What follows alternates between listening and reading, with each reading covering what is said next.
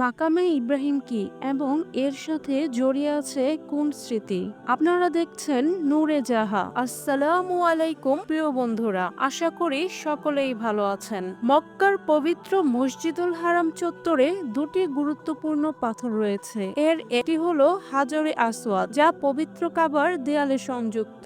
অপরটি হলো মাকামে ইব্রাহিম, যা কাবা শরীফের পূর্ব দিকে তাওয়াফ স্থান সংলগ্ন লোহার বেষ্টনীর মধ্যে রাখা। এই পাথরের দৈর্ঘ্য, প্রস্থ এবং উচ্চতা প্রায় 1 হাত সমান। পাথর দুটি নিয়ে আল্লাহর রাসূল সাল্লাল্লাহু আলাইহি ওয়াসাল্লাম বলেছেন, মানুষের পাপ যদি হাজরে আসওয়াদ ও মাকামে ইব্রাহিমের পাথরকে স্পর্শ না করত, তবে যে কোনো অসুস্থ ব্যক্তি এগুলো স্পর্শ করলে আল্লাহর পক্ষ থেকে সে আরোগ্য লাভ করত। কুরআনে কারিমে মাকামে ইব্রাহিমকে আল্লাহর নিদর্শন হিসেবে ঘোষণা করা হয়েছে।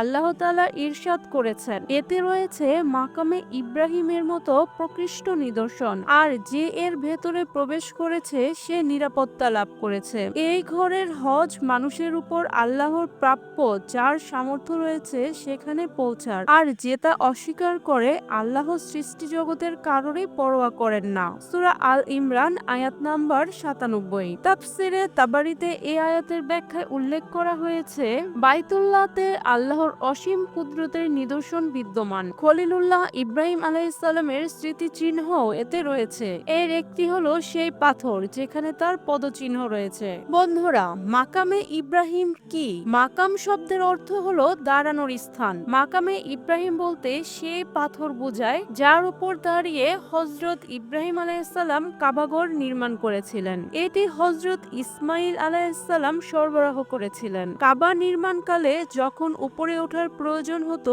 তখন তিনি এই পাথরের উপর দাঁড়াতেন। তার পবিত্র পদচিহ্ন পাথরের ভেতরে 4 আঙ্গুল গভীরভাবে ডেবে যেত। কিছু বর্ণনায় বলা হয়েছে, পাথরটি ইব্রাহিম আলাইহিস সালামের ইচ্ছা অনুযায়ী উপরে, নিচে, ডানে, বামে স্থানান্তরিত হতো। কাবাঘর নির্মাণ শেষে পাথরটি কাবার পাশে রাখা হয়। পরবর্তী সময়ে এটি বর্তমানে সংরক্ষিত স্থানে স্থানান্তরিত করা হয়েছে। বন্ধুরা, তাওয়াফ শেষে মাকামে ইব্রাহিমের পেছনে 2 রাকাত নামাজ আদায় করা সুন্নত। তবে যদি জায়গার সংকট হয়, তাহলে কাবা চত্বরে অন্য যে কোনো স্থানে এ নামাজ আদায় করলেও তা সহিহ হয়। আল্লাহ মালিক আমাদের সকলকে পবিত্র কাবা শরীফ জিয়ারতের এবং মাকামে ইব্রাহিম দর্শনের তৌফিক দান করুন।